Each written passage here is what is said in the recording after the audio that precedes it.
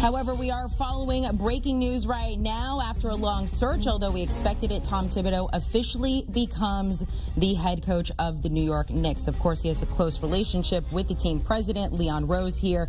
The 62-year-old, according to reports, has agreed to a 5-year deal to join the Knicks and take over. Thibodeau's coached 8 seasons in the NBA with the Bulls and Timberwolves, and as you remember, was the 2010-2011 NBA Coach of the Year when he was with Chicago. All right, let's bring in our Timmy Doyle to talk about this. We'll start with the breaking news. Tom Thibodeau and the Knicks. Tim, we pretty much knew this was going to happen. He was their guy. It is official. Your reaction to this? Tom Thibodeau will never score a point in Madison Square Garden. So I've seen this story so many times growing up in the New York metropolitan area. The Knicks bring in this big-name coach. Does anybody care? He will not score a point. So the Knicks, what they need to do is draft good players and then through free agency, bring in good players in their prime. Tom Thibodeau had great success with the Bulls. You want to know why? Because Derrick Rose was the MVP of the NBA, and he had really good players around him. Joakim Noah, Luol Deng, guys that understood their role. They played excellent defense. Now he becomes the Knicks head coach. Doesn't necessarily going to translate to wins. Do you want to go through the list, Amanda, of coaches that the Knicks have hired?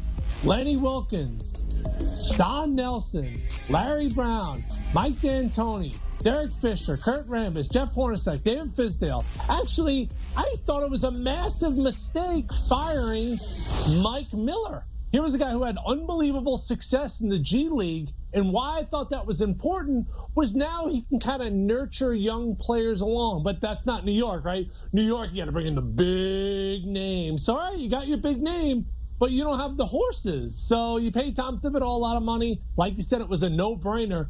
Is it going to translate to success on the court? I don't think so. All right, so fix the problem there, Tim. You have Thibodeau, you have Leon Rose there. You don't really care about the names. So what do the Knicks do during this offseason to try to fix things? Well, what's always been their goal, right? They're going to go get LeBron James, okay? They brought in Carmelo Anthony. That led to 150-win season. But they have to build through the draft.